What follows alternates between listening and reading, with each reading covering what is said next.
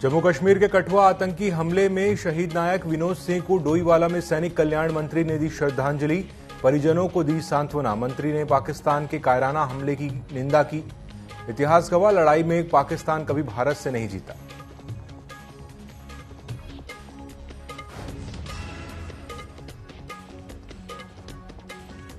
हरिद्वार के मैंगलोर विधानसभा में वोट डालने को लेकर हुई मारपीट। बसपा और भाजपा के कार्यकर्ताओं के बीच जमकर चले लाठी डंडे। दर्जनों कार्यकर्ता हुए घायल। घायलों को उपचार के लिए रुड़की अस्पताल किया रेफर।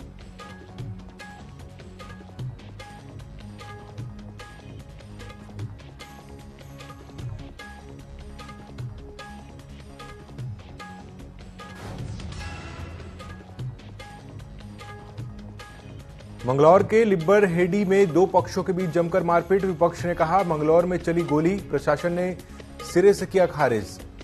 कांग्रेस ने निर्वाचन आयोग से की शिकायत।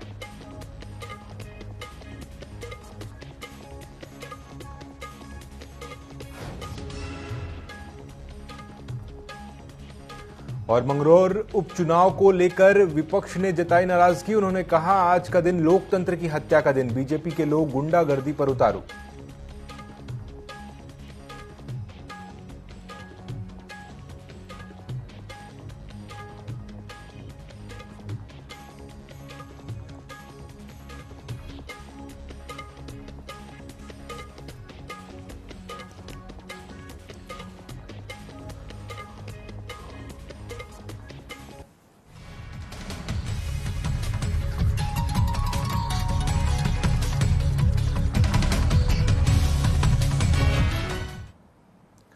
नमस्कार, उत्तराखंड विशेष न्यूज अपडेट में आपका स्वागत है। मैं हूं अंकुर शुक्ल और चलिए अब देखते हैं खबरें विस्तार से। जम्मू कश्मीर के कठुआ में हुए आतंकी हमले में शहीद हुए टिहरी गढ़वाल के नायक विनोद सिंह के डोईवाला के अठुरवाला स्थित उनके आवास पहुंचकर सैनिक कल्याण मंत्री गणेश जोशी ने पुष्प चक्र अर्पित कर भावपूर्ण श्रद्धांजलि दी। सैनिक कल्याण मंत्री गणेश जोशी ने शोक संवेदनाएं व्यक्त कर शहीद के परिजनों को सांत्वना दी। मंत्री ने परिवारजनों को ढांढस बंधाया और राज्य सरकार की तरफ से हर संभव मदद का भरोसा दिलाया। मंत्री गणेश जोशी ने पाकिस्तान की कायरानापूर्ण हमले की निंदा कर कहा कि आज तक का इतिहास है कि आमने सामने की लड़ाई में पाकिस्तान कभी भारत से नहीं जीत सका है।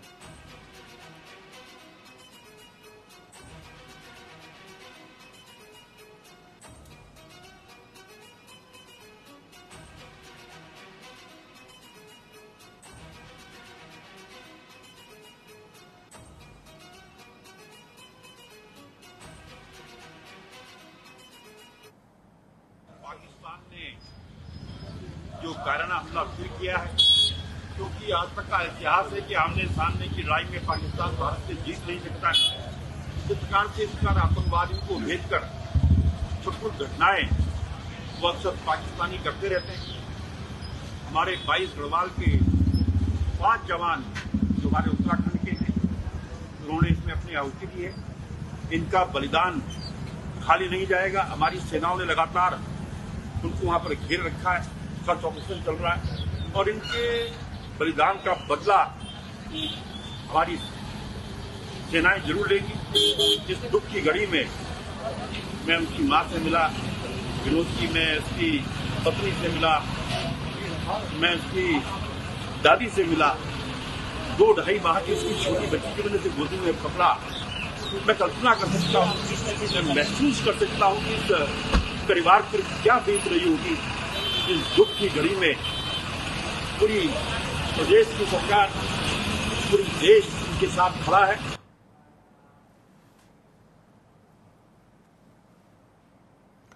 हरिद्वार जिले के लिब्बड़ हेड़ी गांव में वोट डालने को लेकर दो दल आपस में भिड़ गए, जहां मतदान के दौरान बसपा और भाजपा के कार्यकर्ताओं के बीच जमकर मारपीट हुई। इस दौरान कई लोग घायल हो गए। वहीं मामले की सूचना मिलते ही पुलिस मौके पर पहुंची और घायलों को अस्पताल भेज दिया। मिली जानकारी के अनुसार गांव के भाजपा कार्यकर्ताओं ने 11 से 12 राउंड फायरिंग की, जिससे कई ग्रामीण घायल हो गए।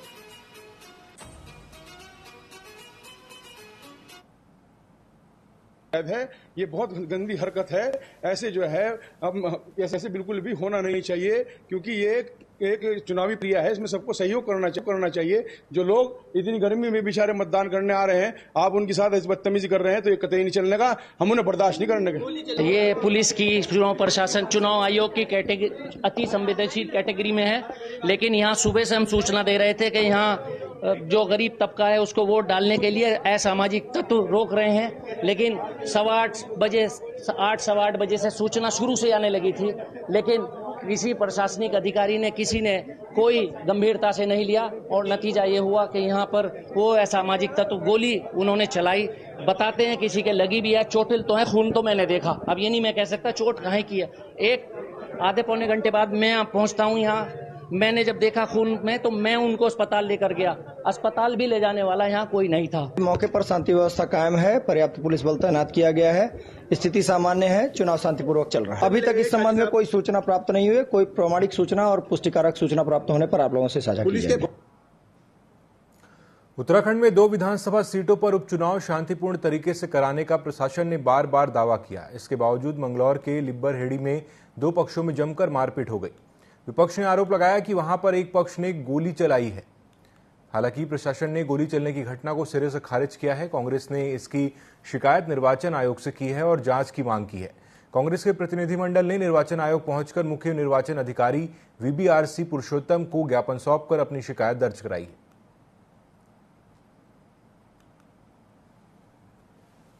बौखलाहट में भारतीय जनता पार्टी इस तरह की निम्न राजनीतिक हरकत पर उतर आई है और हमने पहले भी आरोप लगाया था। हमने आयोग में पहले भी शिकायत, 2 बार शिकायत हम इसमें कर चुके हैं और आज हमने पुनः शिकायत की है। और भारतीय जनता पार्टी इस प्रदेश की जो फिजा है, जो शांतिपूर्ण ये देवभूमि की जो छवि रही है, उसको धूमिल करने का काम कर रही है। कांग्रेस पार्टी की सम्मानित प्रतिनिधियों ने हमको आके यहाँ पर एक ज्ञापन दिया है। वहाँ पर लिबर हेडी में जो घटना घटी है उसके वहाँ पर 53 और 54 बूथ में वहाँ पर रिपोल करने के लिए। सो इसका हम फैक्चुअल रिपोर्ट जिले से हमने मांगा है। सो जिले से मांगने के बाद, क्योंकि वहाँ पर इनिशियली जो हमने बात किया है, सो वहाँ पर उस टाइप की घटना जिला प्रशासन ने मना किया है। सो फैक्चुअल रिपोर्ट मांगा है, जैसे रिपोर्ट आएगी तदनुसार हम इसमें कोई उचित निर्णय लें। मंगलौर उपचुनाव के लिए मतदान पूरे हो चुके हैं। इस बीच प्रशासन के ढुलमुल रवैये को लेकर बसपा उबैदुर्रहान उर्फ मोंटी और कांग्रेस प्रत्याशी काजी निजामुद्दीन ने साफ नाराजगी जताई है। उन्होंने कहा कि मतदान का दिन लोकतंत्र की हत्या का दिन है।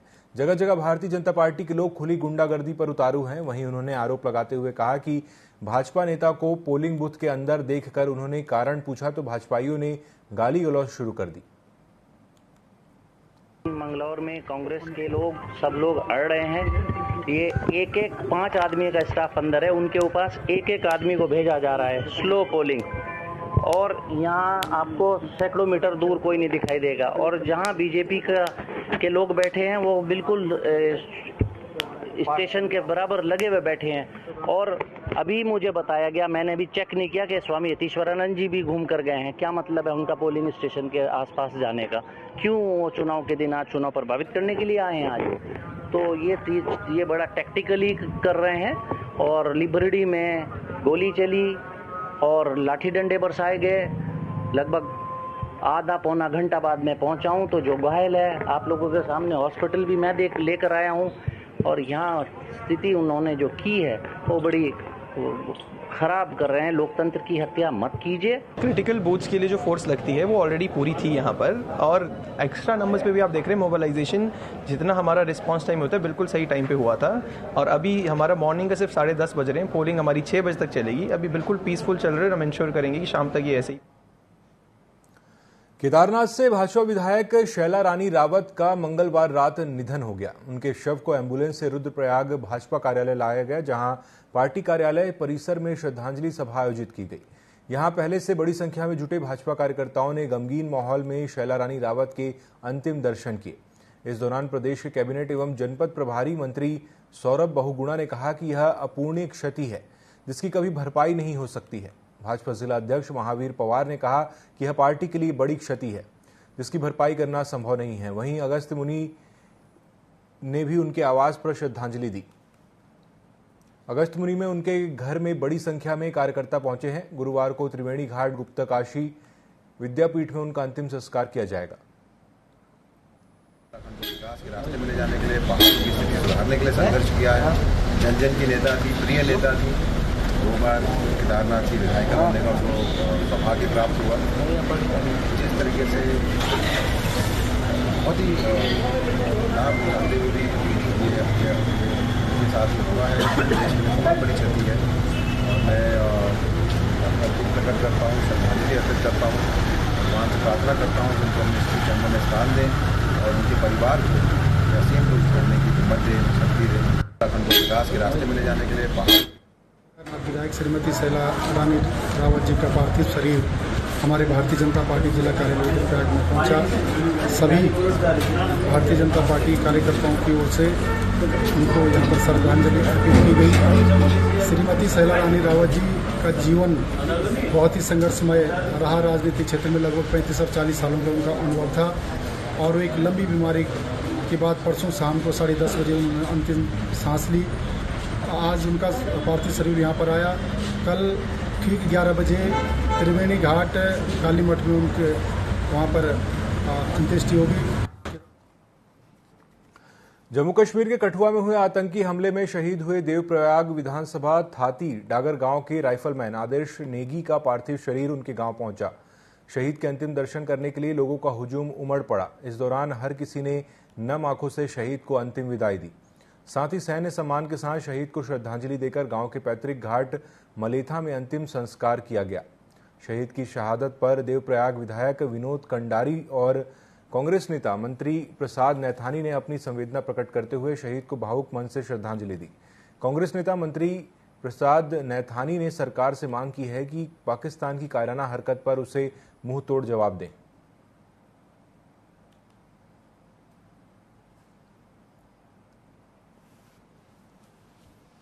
जब ये विश्वविद्यालय में पढ़ता था तभी मेरे से संपर्क था और इसके परिवार से मेरा बहुत गहरा नाता है।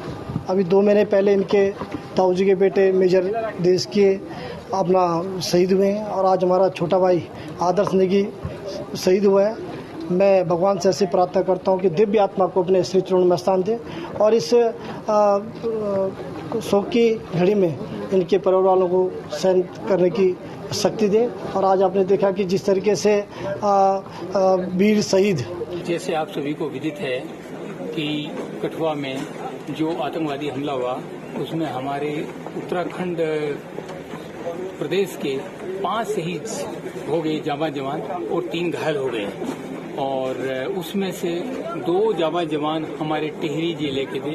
नायक विनोद जो कि जिनकी फैमिली अठूर वाले रहती है, आज माननीय मंत्री सैनिक कल्याण मंत्री जी भी गए थे उनके परिवार से मिलने के लिए। तो लड़का बहुत अच्छा था, नॉर्मल था, बहुत अच्छा व्यवहारिक लड़का था। परसों ही छुट्टी आ रहा था अपनी ताऊ की लड़की की शादी में और अचानक सा ही परसों रात को हराई कि जो है वहाँ शहीद हो गया। लोग टीवी पे समाचार चैनल पर देख रहे हैं कि वहाँ आतंकी हमला हो रहा है। तो गांव में जो है बहुत ही मतलब रोग का माहौल बना हुआ है। सारे लोग रोड पे लगे हैं। पूरा गांव जो है 3 दिन से इनके घर पे इकट्ठा हो रखा है और आज जो है फिर बरसात चल रही तो इस कारण से बड़ी थोड़ा लेट आई। तो अभी देखो आप भीड़ बढ़ा गई है। उत्तराखंड के मैंगलोर और बद्रीनाथ में उपचुनाव के लिए मतदान पूरे हो चुके हैं। वहीं कांग्रेस इन दोनों सीटों पर अपनी जीत को लेकर आश्वस्त है। इसे लेकर प्रदेश महामंत्री नवीन जोशी ने कहा कि उत्तराखंड के अंदर जो 2 विधानसभा में चुनाव हो रहे हैं वहां के लिए कांग्रेस पहले दिन से तैयार थी और प्रदेश की जनता ने मन बना लिया है कि वोट किसको देना है।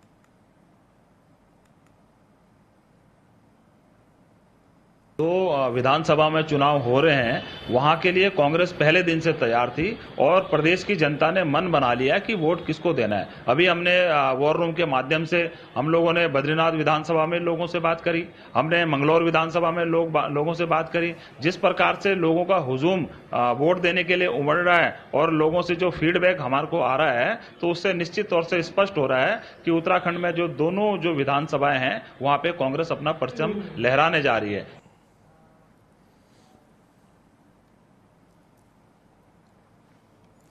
नैनीताल जिला विकास प्राधिकरण ने शालीमार होटल के समीप बायोटेक कंपाउंड में किए गए अवैध निर्माण को ध्वस्त कर दिया है। जिला विकास प्राधिकरण के जेई हेम उपाध्याय ने बताया कि नियम विरुद्ध अवैध रूप से 4 मंजिल बनाए जाने को लेकर अप्रैल माह की 18 तारीख को नोटिस जारी कर सील किया गया था। बावजूद इसके निर्माणकर्ता पिछले 3-4 दिनों से चोरी छिपे अवैध रूप से निर्माण कार्य किया जा रहा था, जिसके बाद भारी दलबल के साथ मौके पर पहुंची प्राधिकरण की टीम ने अवैध निर्माण को ध्वस्त कर दिया।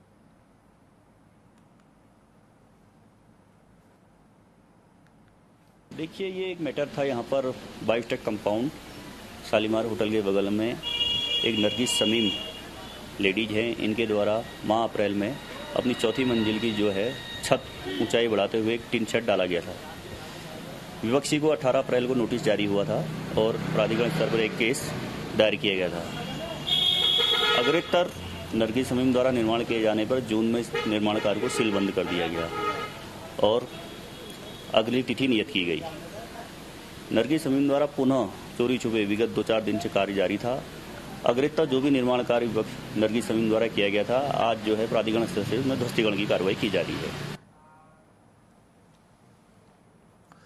बाजपुर के ग्राम पिपलिया से इस्पात फैक्ट्री में कार्यरत मजदूरों पर गर्म तरल पदार्थ गिरने का मामला सामने आया है, जिसमें 5 कर्मचारी झुलस गए। हादसे में घायल मजदूरों को आनन फानन में अस्पताल ले जाया गया, जहां उनका इलाज जारी है। इसे लेकर बताया जा रहा है कि गर्म भट्टी में अचानक गीली धातु गिरने से भट्टी से तरल पदार्थ कर्मचारियों पर गिरा है, जिसमें 5 कर्मचारी झुलस गए।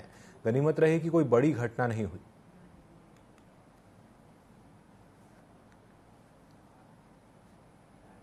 इसमें 4 से 5 लोग घायल हैं, 2 का थोड़ा पीठ पे लगा है माल छटक के और 3 नॉर्मल है, कोई ऐसा रूटीन है, इसमें कोई बहुत बड़ी दुर्घटना नहीं कहेंगे। गर्म भट्टी थी, कुछ गीला कोई पीस उसमें चला गया, मिस हैंडलिंग कही है या ऊपर से गिरा, उसके बाद भट्टी छल गई तो माल के छींटे लोगों पे आए। तुरंत हमने अपनी एम्बुलेंस के द्वारा उसको हॉस्पिटल में ट्रांसफर कर दिया। खतरे वाली कोई बात नहीं है, अगर कुछ ऐसा होता है तो आपको अवगत कराएं। रुद्रपुर के कोतवाली क्षेत्र से नदी में डूबने से युवक की मौत का मामला सामने आया, जहां युवक नदी किनारे बैठा हुआ था। इस दौरान नदी का बहाव तेज होने से वो नदी में जा गिरा। मामले की सूचना मिलते ही एसडीआरएफ की टीम मौके पर पहुंची और शव को बाहर निकालकर पीएम के लिए भेज दिया।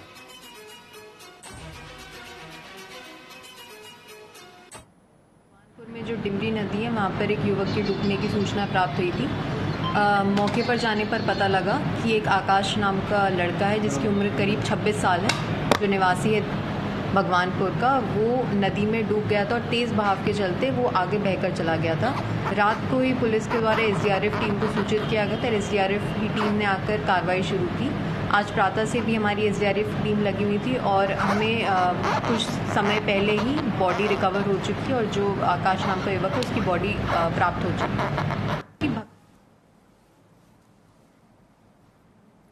चंपावत जिले के टनकपुर क्षेत्र में शारदा नदी के किनारे बने कुमाऊं स्टोन क्रशर में एक युवक की अज्ञात कारणों से मौत हो गई। वहीं मृतक की भाभी ने करंट लगने से मौत होने की बात कही है। उन्होंने बताया कि मोटर का तार जोड़ते वक्त करंट लग गया, जिसके बाद उसे उप जिला अस्पताल टनकपुर लाया गया और उपचार के दौरान उसकी मौत हो गई। वहीं कुमाऊं क्रशर मैनेजर का कहना है कि युवक ऊंचाई में चल रहा था। इस दौरान पैर फिसलने से पीछे सर में चोट लग गई और गिरने से मौत हुई है। फिलहाल पुलिस ने जांच शुरू कर दी है।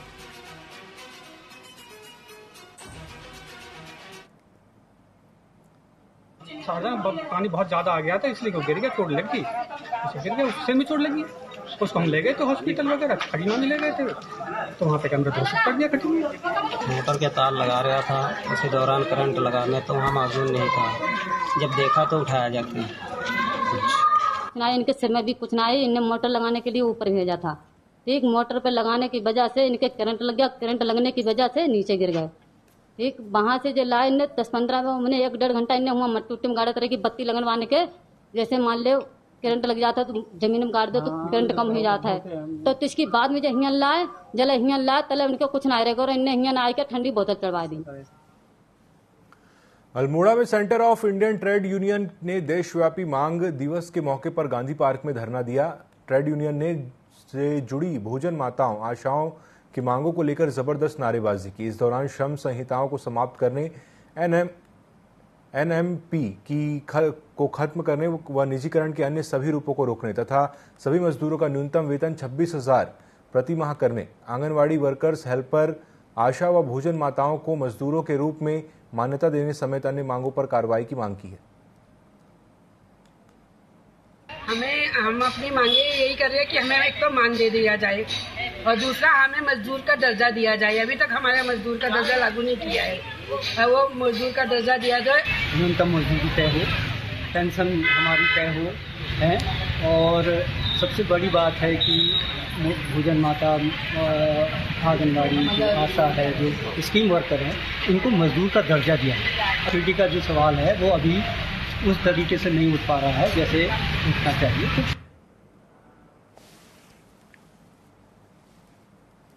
उत्तराखंड के नैनीताल जिले के धारी ब्लॉक में स्थित रहस्यमयी परीताल के पास एक गदेरे में मंगलवार की शाम एक फौजी नहाते हुए डूब गया, जिसका अभी तक कुछ पता नहीं चल पाया है। एनडीआरएफ, एसडीआरएफ, पुलिस और दमकल विभाग की टीमें स्थानीय लोगों के साथ सैनिक की खोजबीन में जुटी हुई हैं। टीम के अनुसार पानी के तेज बहाव में बहने से रेस्क्यू अभियान चलाने में परेशानियां हो रही हैं।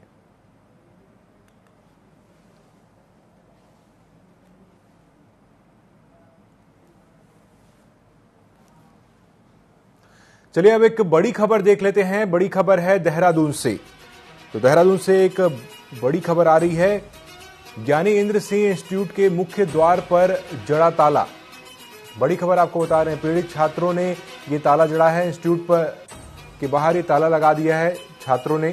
छात्रों का आरोप है कि बिना बताए पैरामेडिकल इंस्टीट्यूट को बंद किया जा रहा है। मामले में सैकड़ों छात्रों का भविष्य अधर में लटका दिखाई दे रहा है, इसलिए छात्रों ने इंस्टीट्यूट में ताला लगा दिया है।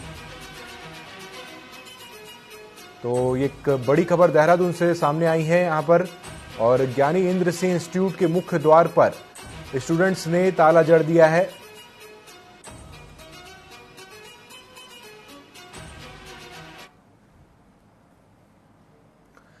चलिए फिर खबरों में आगे बढ़ते हैं। बद्रीनाथ सीट पर चारों उम्मीदवारों का भाग्य ईवीएम में कैद हो गया है। इस सीट पर उपचुनाव में 52.43% लोगों ने मतदान किया। नए मतदाताओं ने भी पहली बार मताधिकार का प्रयोग करने बढ़ चढ़कर हिस्सा लिया। वहीं महिलाओं की भी सक्रिय सहभागिता रही। वरिष्ठ नागरिकों एवं दिव्यांगजनों ने भी उत्साह से मतदान किया। बद्रीनाथ विधानसभा के सभी मतदेय स्थलों पर उपचुनाव शांतिपूर्ण संपन्न हुआ। उपचुनाव के बाद अब 13 जुलाई को मतगणना होगी।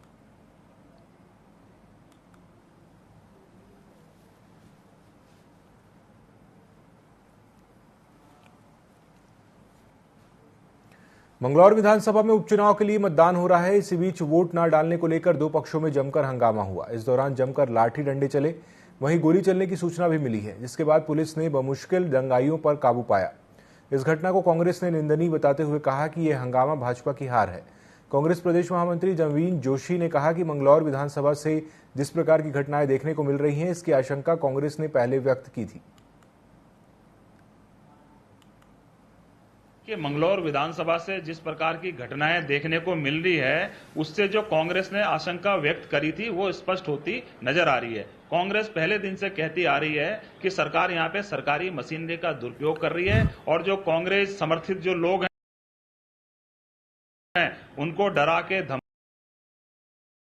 में चोटिल हो चुके हैं। अभी काजी निजामुद्दीन जी का भी जो वीडियो आ रहा है, उसमें जो घायल जो व्यक्ति है उनको हॉस्पिटल लेके जा रहे हैं। तो हम पूछना चाहते हैं कि प्रशासन इसमें क्या कर रहा है। प्रशासन को चुनाव के मद्देनजर इस बात का ध्यान रखना चाहिए था। चुनाव आयोग क्या कर रहा है? इस प्रकार की घटना हो गई, लेकिन सरकार आग मूंद के बैठी हुई है। ये सब सरकार के इशारे पे हो रहा है, इससे कांग्रेस को कोई फर्क पड़ने वाला नहीं है। निश्चित तौर पे वहां पे जो मतदान हो रहा है वो कांग्रेस के पक्ष में हो रहा है, और जिस दिन रिजल्ट आएगा भारतीय जनता पार्टी को अपनी जमीन खिसकती हुई नजर आएगी, और भारतीय जनता पार्टी का यहां से सूपड़ा साम होना निश्चित है। तो इस बुलेटिन में अभी के लिए इतना ही। खबरों में अपडेट रहने के लिए आप जुड़े रहिए टीवी 24 के साथ। नमस्कार।